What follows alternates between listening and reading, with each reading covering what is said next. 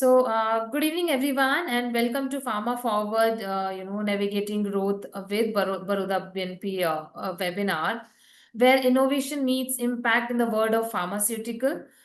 We are thrilled to have you join us today for this exciting and insightful session. In a world that's rapidly changing, where the things are changing in field of pharma as well, and AI driven drugs discovery and global supply chain shifts, so lot many things are happening in a pharma sector. We are here to understand what's happening in the pharma sector per se, and what kind of opportunities this sector can give, from the investments point of view. With that, let's dive in. I'm excited to introduce our speaker, Mr. Shiv Chanani. He brings around 25 years of experience. Currently, he is a senior fund manager with Baroda BNP Paribas Asset Management Company. Sir, over to you. Yeah, thanks. Thank you, Ritu. And good evening, everyone. Thanks for having us here today. We will be talking about the pharma sector. Like Ritu said, what's happening there, what are the opportunities, and as well as a segue, we will be talking about our latest NFO, which is also on the pharma sector, and what should the investors expect out of it, right? So we will straight away jump into the what and uh, how we think about the pharma sector. So I think, see, when we talk about pharma, healthcare, uh, as a concept, it's one of the easiest concept to sort of understand because it is as simple as that. Till the time human life is there, till the time humanity is there, you will need, unfortunately, you will need medicines, you will need healthcare. So I think in that sense, it's as simple as that. But of course, I think the key thing about all this is that when we think about from an investment point of view, of course, the investment is not as simple as just, let's say, crocin medicine or a cough syrup, right? And we will talk more about how we think about the investment space in the pharma sector. So I think this is an important part to understand that how the health and wellness needs sort of change along with the age, right? So when at a newborn stage, uh, of course we know that these days with the newborn, what you also get is a schedule for vaccination. So they will tell you that, like, look, after 1 month, you need to do X and X and X, after 3 months, after 6 months, after 1 year, so on and so forth, right? So there is a like complete schedule of the vaccinations when a kid is born. But the important thing now, which is happening, is that vaccination is no longer limited to the kids. And again, unfortunately, it's become more prevalent after COVID, where we are seeing equal sort of a relevance for vaccines for adults also. So, for example, I don't know, some of you may have noticed there's an advertisement which comes starring Amitabh Bachchan, which talks about shingles. Now, shingles is a nerve-related disease which typically takes place in the senior citizens beyond the age of, let's say, 50 or 60. So there is a vaccine for that called Shingrix. So you see an ad for that, right? Uh, Also, these days, when we go to the doctors, typically doctors will tell you that, look, this is a flu season. Why don't you take a flu shot? It's become very, very common these days, right? So I think, vaccination as a concept, which we thought is only for the kids, for the newborn, is now we are seeing that it is becoming more and more prevalent for the adults and the senior citizens as well. Similarly, when you think about the age group from 13 to 19, the teenage group, Padta Bachcha, at that period of time, the need sort of becomes around more of like proteins, and I'm sure you hear things about whey protein and all that kind of stuff, right? Sports, fitness, all that kind of stuff, right? So again, I think one of the most important part about this space is that how uh, health and wellness is also becoming an important part. So it's not just about diseases, it is not just about medication, it is also about the well-being on a day-to-day basis, right? So, in a teenage, typically, let's say in our times, we used to have just one sports shoes, which was called cats. We used to wear them to the school in the physical education classes. These days, people generally have 4 to 5 shoes. There will be one running shoes, one gym shoes, one for some marathon, so on and so forth, right? Uh, I'm sure these days kids want to own, every kid wants to own a Nike Air. So it's just that, how things are evolving, and this whole space is becoming wider and wider. Similarly, when somebody gets into a working age, again, these days it's very common to have a what is called the annual health checkup. This is like a report card, annual report card on health that all of us these days have. So again, this is a concept which is going from just a cure to a preventive care, right? That, in case there is something, it can sort of get detected earlier, right? And then similarly, when you go beyond the age of 40, again, these days it's become very prevalent to have multivitamins. 20, 15, 20 years ago, there used to be just one medicine or, multivitamin called Revital. These days you have multitude of them, and it's very common for doctor to say that, look, beyond 40 years of age, you should be taking some kind of a multivitamin. Again, when we think about the senior citizens, uh, we have all heard of old age homes, right? Now, the old age homes is transforming into what is called the senior living. What is senior living all about? Senior living is basically saying an end-to-end solution for the senior citizens, where it is not just about stay, but it is about taking full care of their medical needs as well. Similarly, if we think about insurance, medical insurance, health insurance is becoming more important, particularly not only that, people are getting more aware of it, people are appreciating the need of health insurance and how useful it is. So the point I'm trying to make out here is that when we think about the health and wellness as a space, the space is widening significantly compared to, let's say, what it was 10 to 15 years ago. We are getting vaccinations for seniors. We are getting multivitamins. We are getting preventive care in terms of diagnostics. We are getting senior living, so on and so forth. Right. So I think that's the most important message that I want to sort of give here. And I think this is again something important to understand. Particularly, I want everybody to pay attention to the chart on the top right hand side. I'm not talking about per capita expenditure and all. I think this is all very well known. But when you look at the chart on the right hand side, uh, at some point of time, all of us have talked to you about so-called demographic dividends, right? That how India is a young country and there is so much of population which is getting into working class, so on and so forth. But there is another aspect to it. If you look at the last two bars on the right-hand chart, what you can see is that by 2030, more than 50% of the population will be 30 years of age plus. And by 2050, more than 40% of the population will be more than 45 years and above. So what this is telling us is that in the next 10, 15 years kind of a time frame, we will also start to hit the aging population.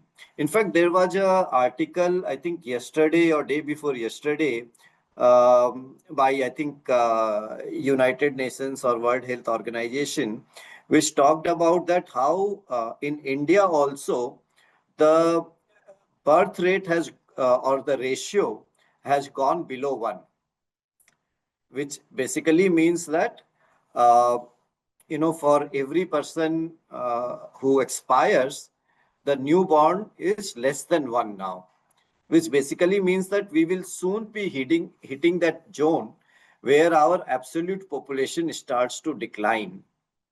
And also, which necessarily means that the old age population will start to go up. And we clearly know that as the population ages, the medical needs increases disproportionately, right? I mean, it's unfortunate, but it's true to the humanity, right? This is again an important slide, which probably is where I will spend a lot of time, is about, how do we look at the overall space on the pharma and wellness sector, or health and wellness sector. So as I said in the beginning that, when we think about health and wellness, it's not just about, the cough syrup or the crossings of the world. The space is increasing in a very, very significant manner. So now you have things like, the normal traditional medicines, of course, but you have things like hospitals, which is becoming a much, much, bigger segment as we go forward. We have things like diagnostics, again, the annual health checkups and things like that. The medical insurance part of it, where the awareness is increasing. So these are, just on the domestic side. But there is another story when we talk about the pharma space from an investment point of view in India, which is the international market. And we all know that India is a force to reckon when it comes to the generics market in the US. Not only that, what we have also seen is that there are a lot of markets in India or across the world which are similar to India. So India is called a branded generics market. So what is a branded generics? Branded generics is basically saying that, let's say I talked about crocin. Crocin is nothing but a paracetamol. Now, paracetamol is called the generic name or for the medicine, and crocin is the branded form of it. So that's the branded generic. So there are a lot of such markets across the globe, like South Africa, like Philippines, some of the other ASEAN markets, which are very, very similar to the Indian market, and where the Indian companies are also making their presence felt. Right now, again, the other aspect of the global demand is also on the healthcare side. We know that in India, how uh, the healthcare is significantly cheaper as compared to developed world in particular.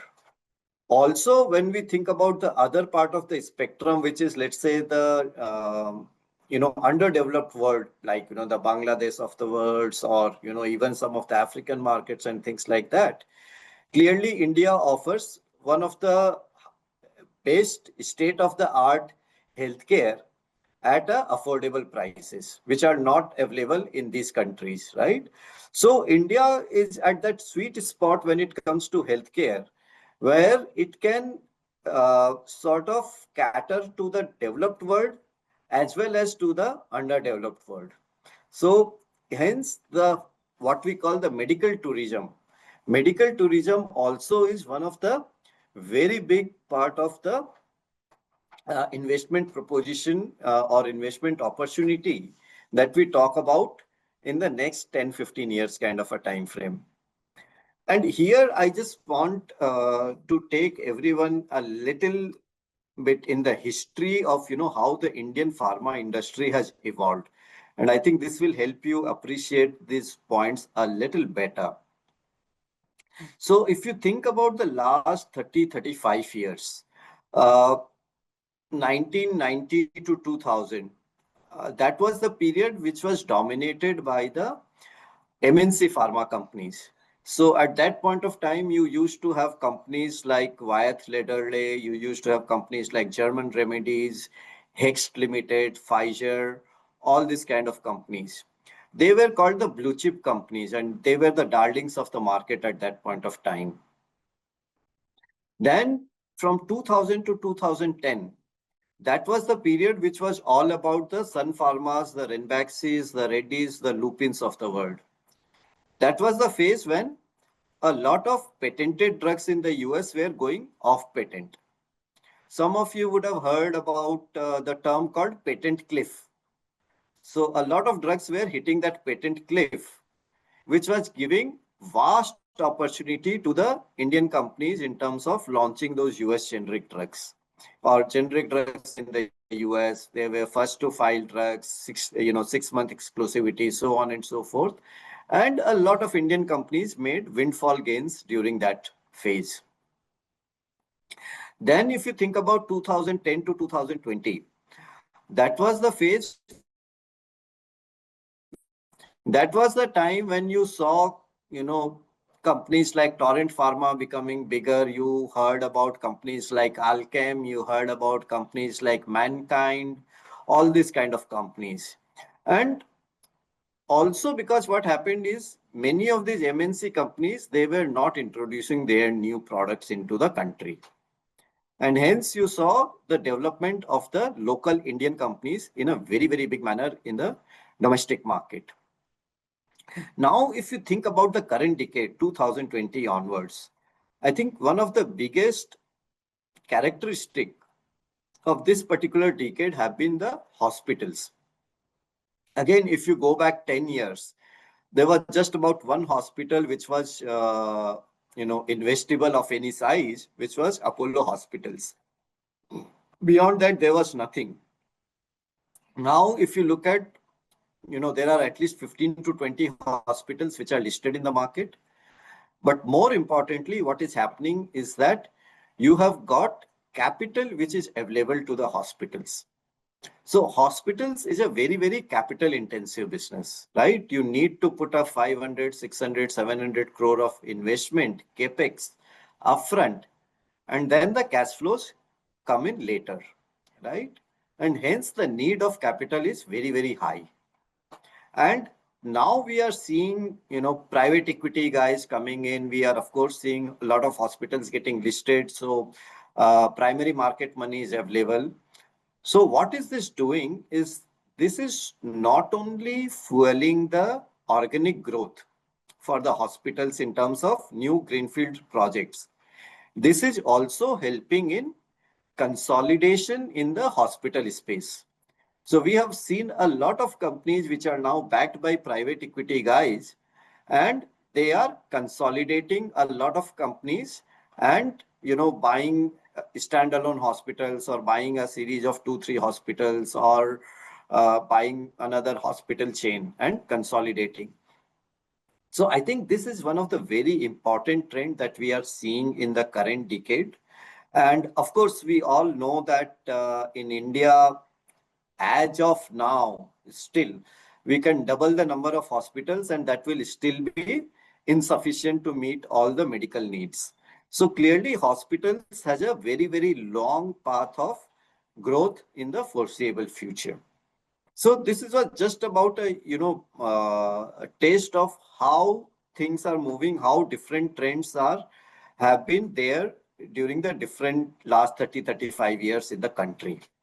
And this is what is reflected in the healthcare index. So if you look at the top right hand chart in top chart, what you see is the composition of the healthcare index in 2010 and 2025. So if you see the last bar on the right hand side, which is the traditional pharma companies, the weight was 71% in 2010, which is now reduced to 40%. Which basically means that the traditional pharma companies that we know, the overall weight in the index is now less than 50%. And at the same time, if you see something like hospitals, it's gone from 5 to 16, more than 3 times. You see diagnostics, which was not even there, is now 6% of the healthcare index weight. So, I want to highlight 3 specific things here. Number one is that, of course, again, when we think or when we talk about that the legacy pharma weight is coming down, it doesn't mean that these companies are declining, right? these companies are still growing, but of course, you have certain other segments which are growing faster, but also, very importantly, the reason the weights are going up is because there are a lot of companies which are getting listed in those spaces, right? So, for example, when we think about hospitals going from 5 to 16, this is a result of what I said earlier, that earlier you had just one hospital which was listed. Now you have 15 to 20 hospitals which are listed, right? So we are seeing more and more market representation of these new businesses or the growth businesses which are coming into the healthcare space. And that is only widening the space, right? Then the other point also, which is important, is when you look at the left-hand side of this chart, which is basically, retail pharmacy, medtech, others, right? Now, these are the evolving categories. And like Ritu mentioned in the beginning that, how AI is reshaping the overall R&D space or, the pharma space, not only in India, but across the world, right? So technology is going to have a very, very big role to play in, particularly in pharma and healthcare sector in the next 5, 10, 15 years. And we will have many more companies which will come into this space, which will get listed over a period of time.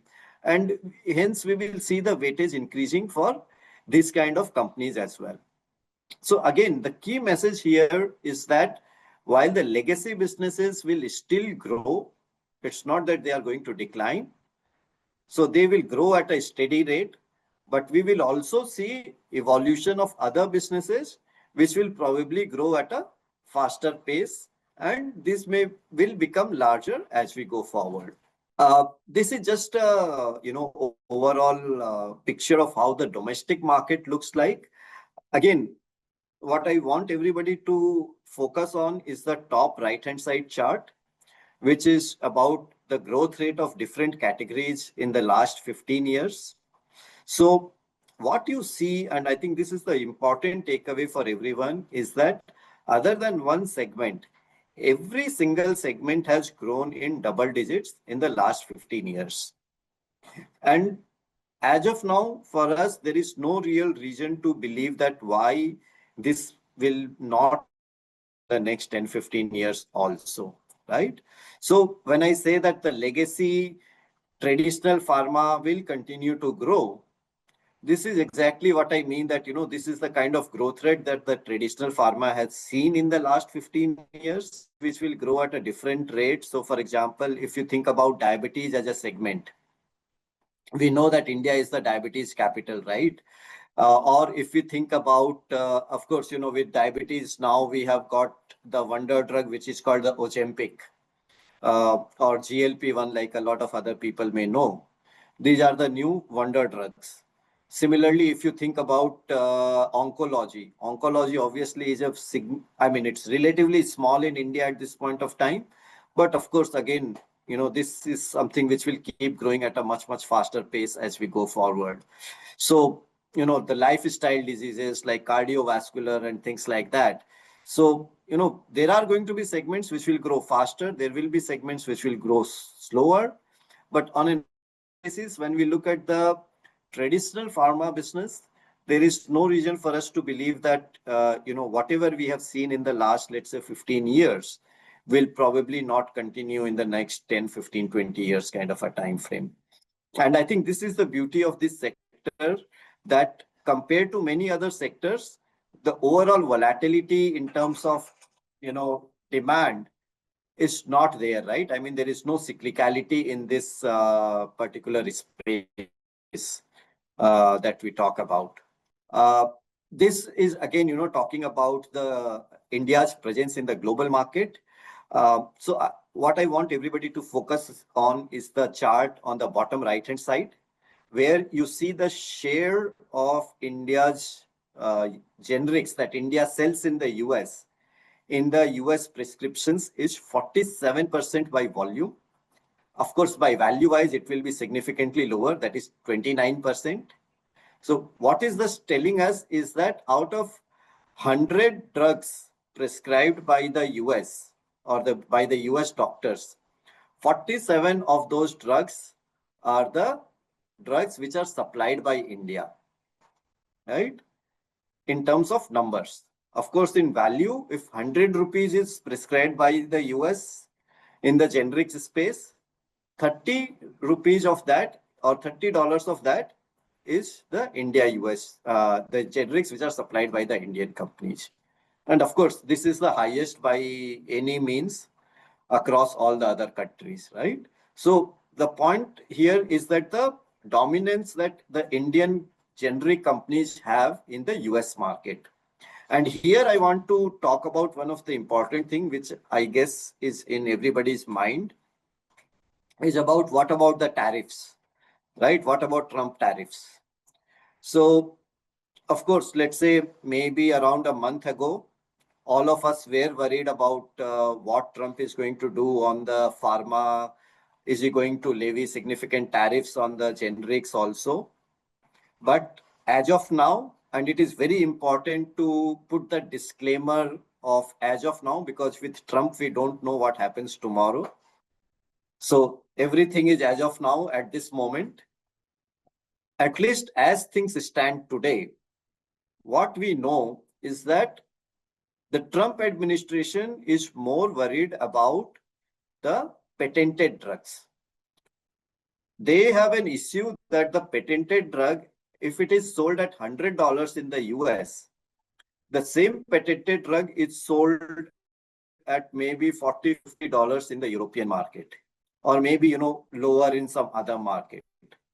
So his problem is that why should the US patient pay significantly higher price for a patented drug compared to everybody else in the world?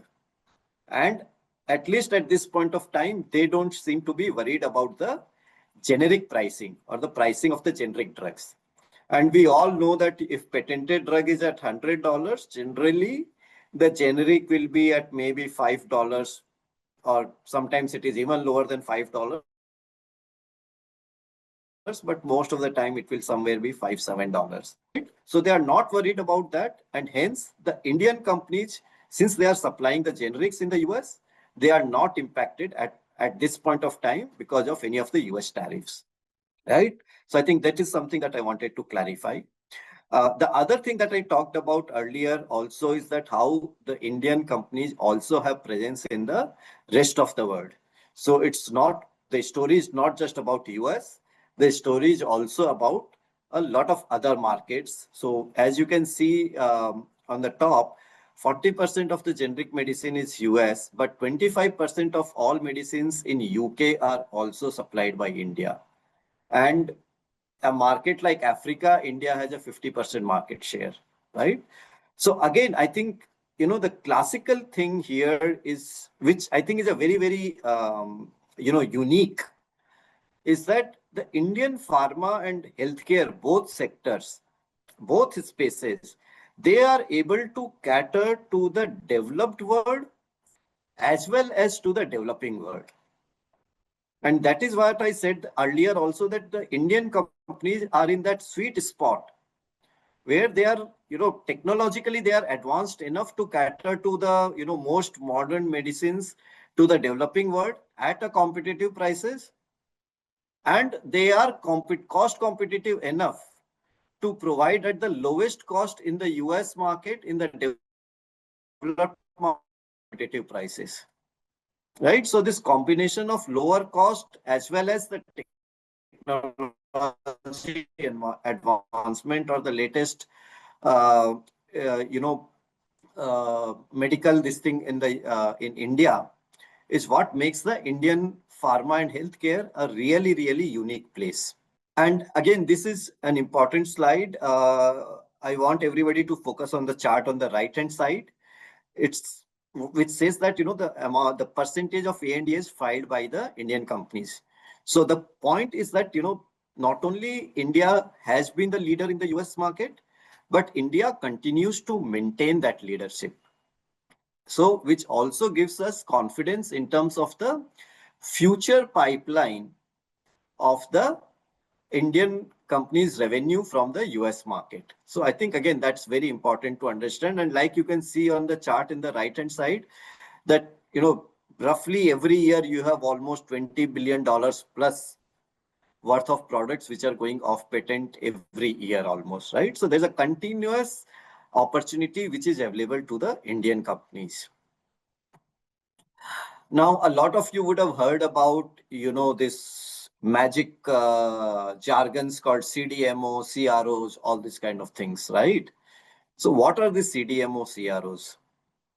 These are nothing but basically, let's say if a US company, uh, let's say a Pfizer or a Novo Nordisk or any of the, leaders in the US, which are the innovator companies. Now, they, of course, spend significant amount of money in R&D, correct? We all talked about the wonder drug, which is called GLP-1. Now, this GLP-1, I mean, at least people say that it can be like 40 billion, $50 billion drug of, drug. Drug, there is a significant R&D spend which has gone in the past. Of other IT companies, now we are seeing in automobile companies what we talk about ER&D. Similarly, here we see a lot of R&D which is outsourced. So if you see the chart on the right hand side, you can see that in 2023, 31% of the R&D was outsourced, correct?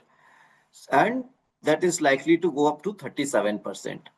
And that's a significant number, right? I mean, it was a $277 billion spent in R&D in 2023, which will go to $325 billion in 2025, which basically means that, like more than $100 billion of R&D will get outsourced. And as you can see the chart on the left-hand side, India is the lowest cost again when it comes to R&D. So if it takes $100 to do that, to do R&D in US, the same R&D can be done in India at $25. Now think about that on hundred of billions of dollars, right? I mean, if US is doing $100 billion of R&D outsourcing, they are straightway saving $75 billion. That's a huge number. So the importance and the financial implications of outsourcing of R&D cannot be overemphasized. And here I also want to mention one very, very important thing, particularly when it comes to pharma, that the outsourcing decision for R&D is not just based on cost. What is very, very important when it comes to pharma is also about IP protection, right? So, theoretically, of course, India is cheaper than China, but theoretically, even if India were to be more expensive than China, it is very likely that the US pharma players or the US innovators are going to be far more comfortable in terms of outsourcing it from India as compared to China. Because, I mean, it is very well established that India respects IP and we don't do the reverse engineering that is very, very common and prevalent in China. So I think that's a very, very important element. I mean, cost is there, but cost is not the only part. The IP protection is a very, very equally important part, right? Hence, the CRO, CDMO as an opportunity again is going to be very, very large as we go forward in the next 5, 10, 15 years kind of a time frame. We did talk about hospitals. Again, I mean, I'm not getting into, the bed density of hospitals in India and all those kind of things. They are all very well known. Health insurance, again, like I mentioned earlier, that it's becoming more and more prevalent. I don't know, some of you would have seen this ad which has been running now, I think maybe 2 weeks or 1 month now, which says that insurance kiya acha kiya. Some of you would have seen the hoardings as well, right? So I think the whole idea about increasing insurance awareness, and more importantly, now people starting to appreciate the usefulness of health insurance, right? That, again, unfortunately, most of the people have some incidents in their family in a year, which, leads to hospitalizations and things like that. And then if you have insurance, you realize that, okay, what is the financial implication of having that particular insurance? I think that is growing significantly. And again, in spite of all that, the penetration is significantly low in India. And of course, it is going to become much, much bigger and much larger as we go forward. Another effect of what happens and the implications of what happens as the insurance sort of becomes more penetrated is that the uh, the ability for people to spend on medicine also goes up, right? Because you know that it will get reimbursed, right? Which also leads to more and more patented drugs also getting introduced in India. So, I don't know how many of you are aware that in India, if you think about the mix of patented drugs versus the generic drug, the share is like 20-80. 20, of the total value which is spent on medicines, only 20% of that value is spent on patented drugs, and 80% of that value is spent on the generic drugs. Now, if you think about any other country, including a country like Brazil, the numbers are significantly different. In a developed market, the numbers are just the reverse. 80% of the money is spent on patented drugs and 20% of the money is spent on generic drugs. Even in a market like Brazil, probably the ratio is something like 40-60. So as the penetration of health insurance increases, and of course, the per capita income increases, India will also move to that kind of a mix over a period of time. So, I cannot overemphasize the implications of a better or higher penetration of insurance. I mean, hospital is certainly, one of the direct examples of what it does, right? So diagnostics, again, I talked about, right, that how, annual health checkup has become very, very normal these days. So obviously, if you need health checkup, you need to go to the diagnostics, you need to do that full body checkup. It's becoming more and more prevalent. It gets introduced to the people in the salaried segment. Then the salaried segment, people say that, okay, why shouldn't I do it for my parents also? So this is how, this whole concept is sort of spreading wide. And of course, we are seeing, and again, as I said, this is whole of it is basically part of the broader trend, which we talk about as the preventive care. So, as a society, as we move forward from just a pure cure to a care kind of a society, right? I think that is where the relevance of diagnostics comes into play in a significant manner. So, and I think what does this all mean from a market perspective? And I think this is a very, very important slide. I want everyone to pay attention to this slide. In particular, the chart on the top, which has CY16 to CY19 performance of the healthcare index. If you see for those 4 years, the index didn't go anywhere, right? All of those years, it underperformed the market. And if you think end to end, it was kind of a flat to negative for 4 years, right? And this was the phase where you had a lot of alerts from the US FDA on the Indian companies. So some of you would have heard about that certain company got alert in certain plant today, 1 month later, some other company, so on and so forth, right? But now I want you to pay attention to the chart at the bottom, which is about the healthcare index returns over 1, 3, 5, 7, 10 years.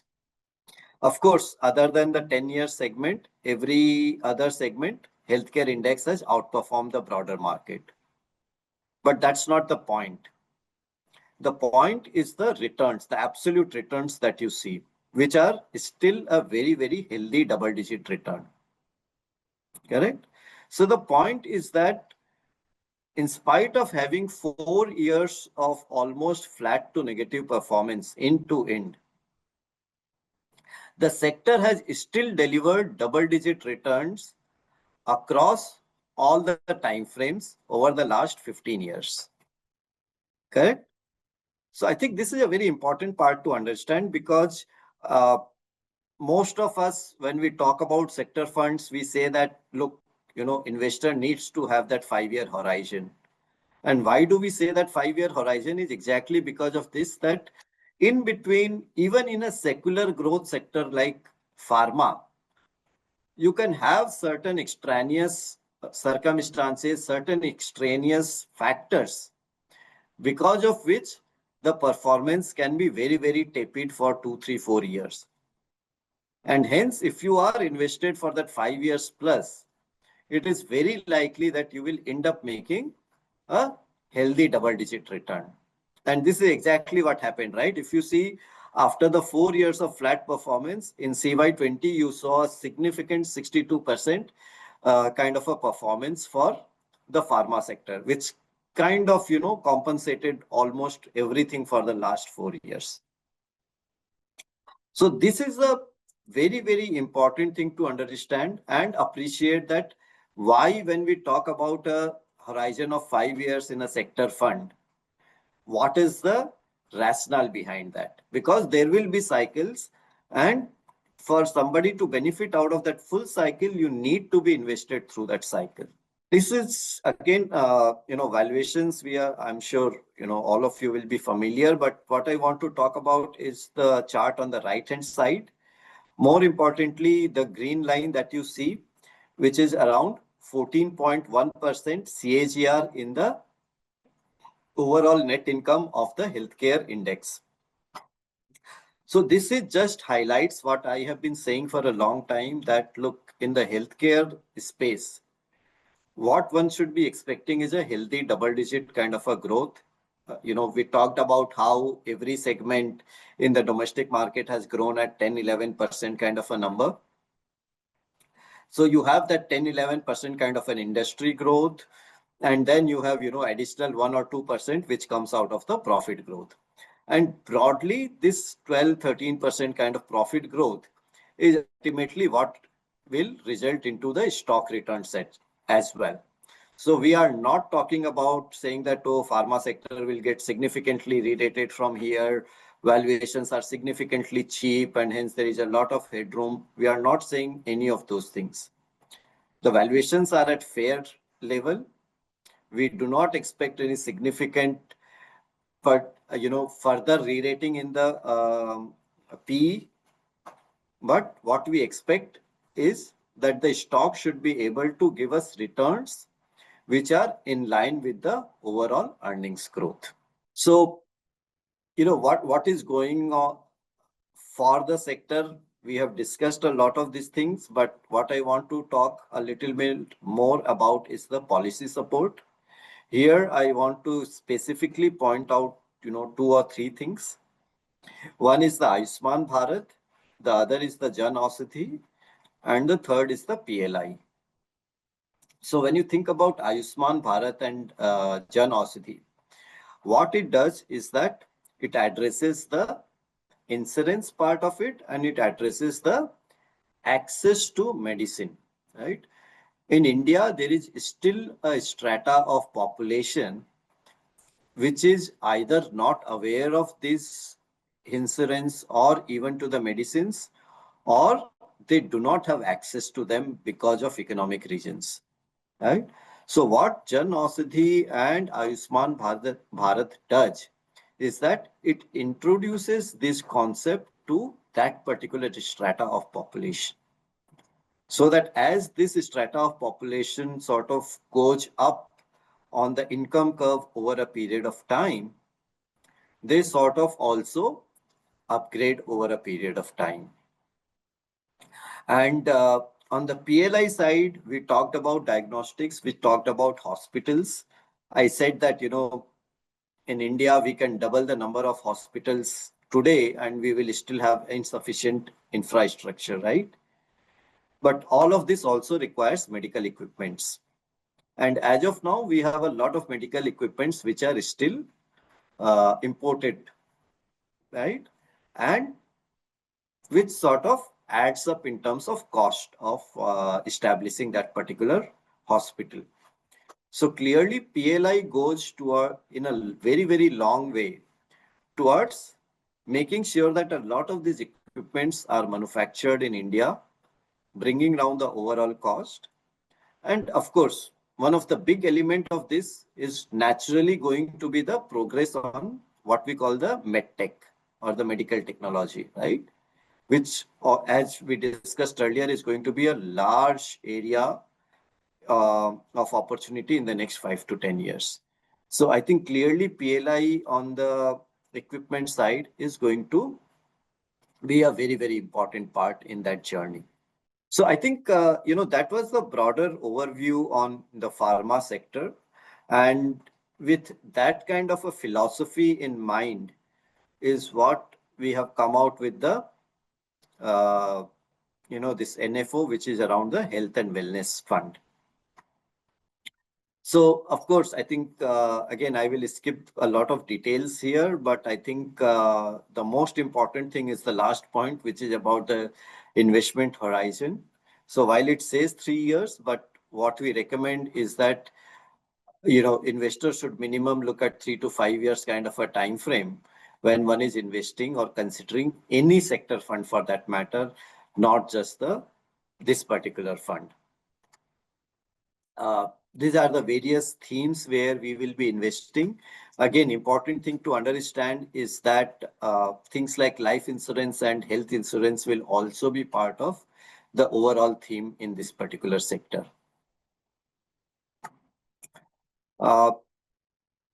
Here, the important thing to appreciate is the chart on the right-hand side, which talks about the cap curve distribution. So as you can see that the large cap is actually less than 40% of the healthcare index, which is also reflected when you look at the composition of the large cap, mid cap, small cap indices. In the large cap indices, the weight of pharma is around 8%. In mid and small cap, the weights are anywhere between 12 to 15%, right? Which tells us that the salience of the pharma and health and wellness companies is significantly higher in mid cap and small cap as compared to the large cap. And as we all know that the scope of creating wealth in the small and mid cap is significantly higher than the large cap, right? And which also tells us that the overall scope to create wealth in the pharma space is significantly better than some of the other sectors, which are, where the large cap is predominant, right? So I think that's the nuance that I want everybody to sort of appreciate when we are talking about the healthcare as a sector. Again, I think we have talked about it. This is an important slide that I want to spend some time. This is not just about this particular fund, but this is a broader philosophy with which we work at a AMC level, which we call the BMV philosophy. What is it about? It's about business management and valuations. When we talk about business, what we want are business which are scalable and having ability to generate free cash flow on a consistent basis, right? And that's a very important part for us, because unless you have FCF growth, you can't have consistent growth in the company. The second is management. We all know that management is a very important part of, when we are looking at any company, particularly in India. And here we do a 360-degree feedback, which basically means that not only looking or talking to CFO or CEOs, talking to the second tier management, talking to the vendors, talking to the customers. So that is what we call the 360-degree feedback. And last but not the least, valuations. So again, we are not looking to buy cheap valuations, because we know that India is a fairly discovered market. The way we look at it is what we call the risk reward ratio. So we evaluate the risk, what if I go wrong, and we evaluate the reward, the return, what if I go right.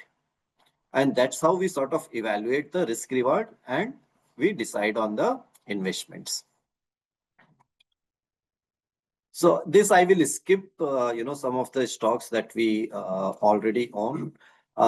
So who is it suitable for? Clearly, people who have got 3 to 5 year kind of a horizon, people who are looking to have some exposure to pharma as a theme, and of course, it provides a diversification with a relatively low volatility. This is important thing. I don't want to get into the details, but the key thing that I want to talk about here is the fact that health is a public subject. So you will always have a significant regulatory oversight in this particular sector. But at the same time, it's a symbiotic relationship between the private players and the government. Both of them need each other.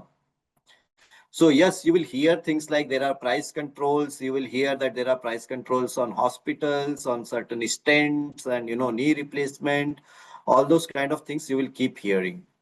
But in spite of that, because of the symbiotic relationship, the growth in this sector will continue to be consistent over a long period of time.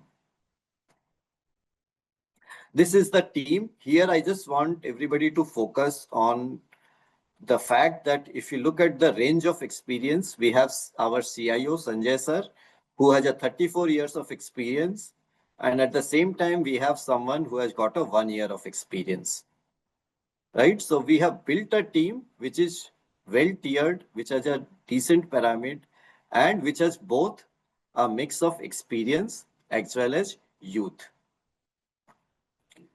The fund will be managed by Sanjay sir.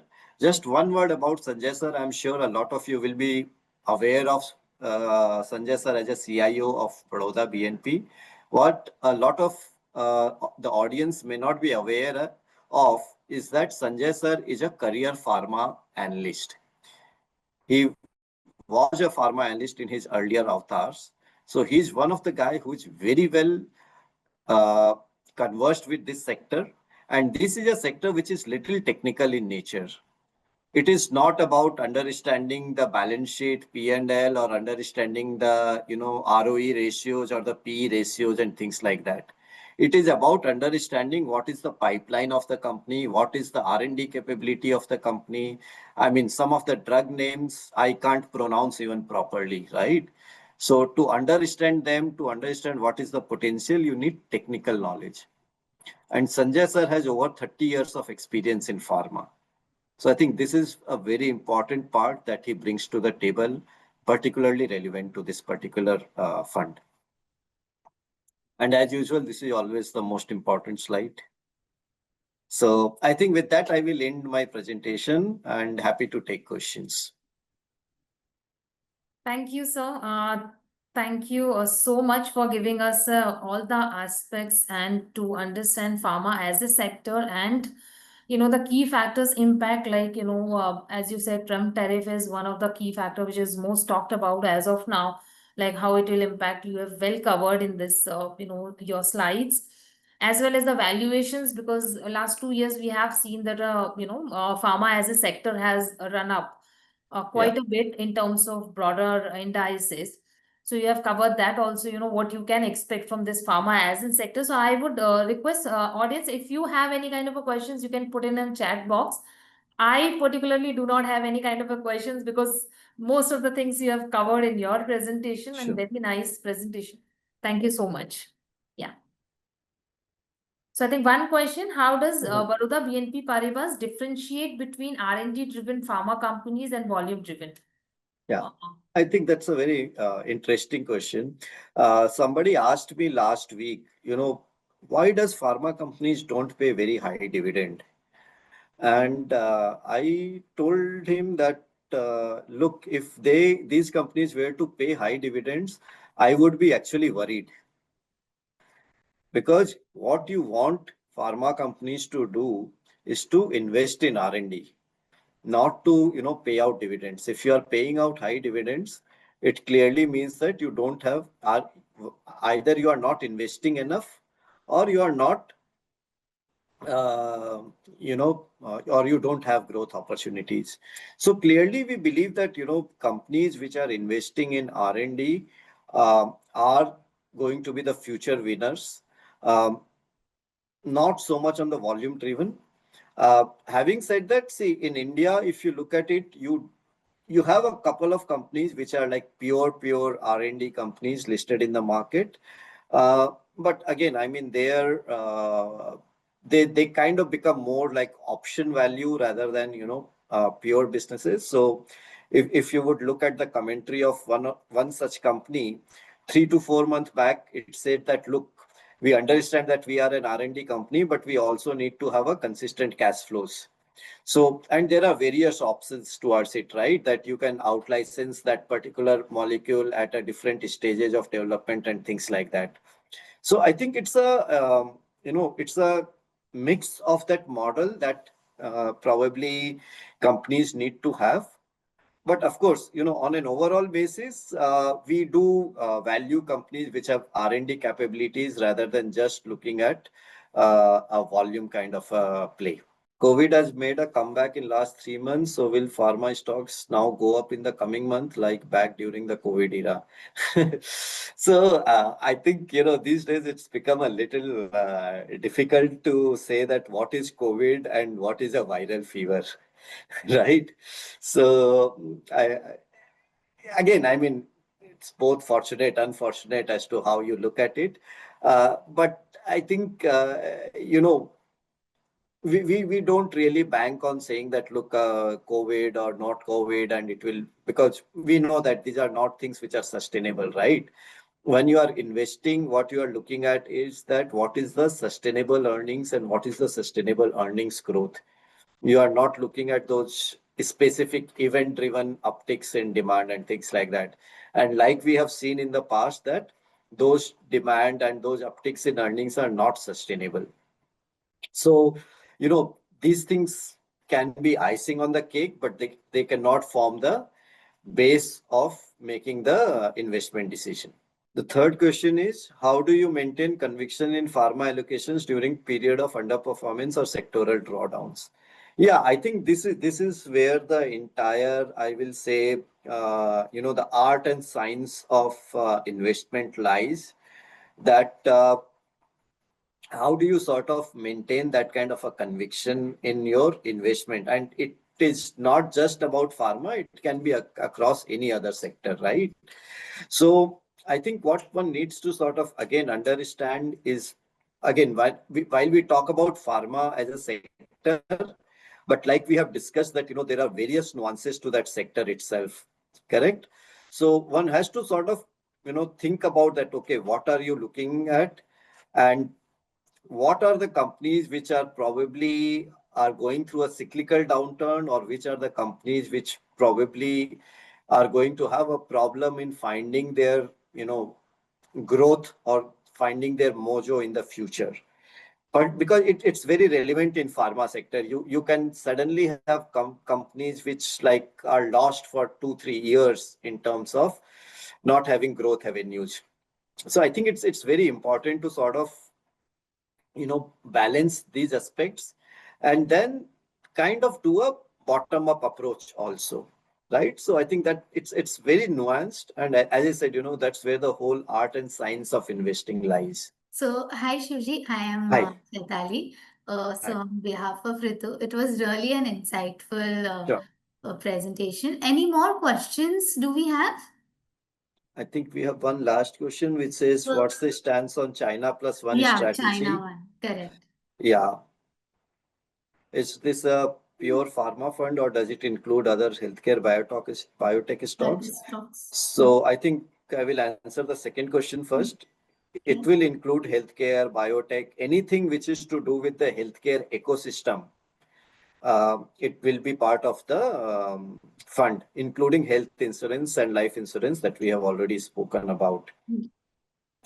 Now, coming to China plus one strategy, I think I did mention briefly, in my presentation also, that there are both aspects to it. Okay, and we need to sort of understand and appreciate that where India scores over China, it's not about cost, but it's about IP protection.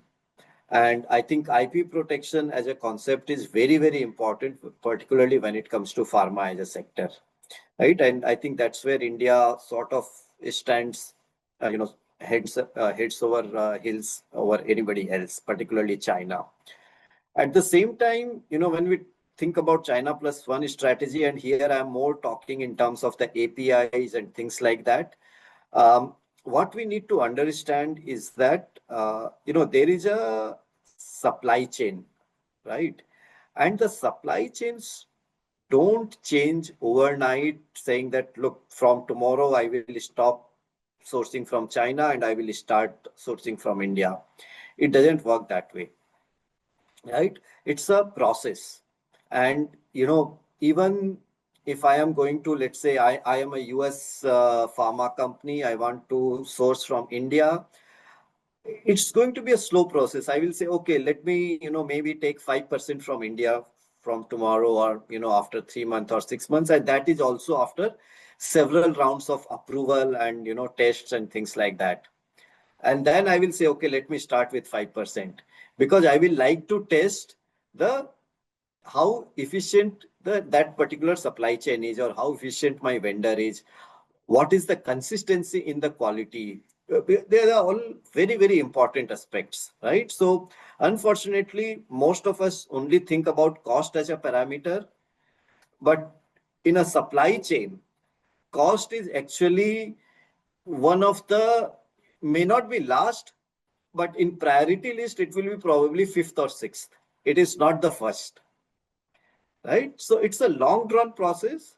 It will take its own time, but increasingly, yes, it will happen because of the geopolitical issues and things like that. It will happen, but it will take time. So I think we shouldn't get over optimistic on it. But yeah, it's a theme which will play out over the next 5-10 years. Okay, it was really helpful and very insightful. So thank you, Shivji, for the whole presentation and the explanation. Thank you so much. Thanks for having us today. Thanks to the audience, and wish a very good evening to everyone. You too. Have a good Thank you. day.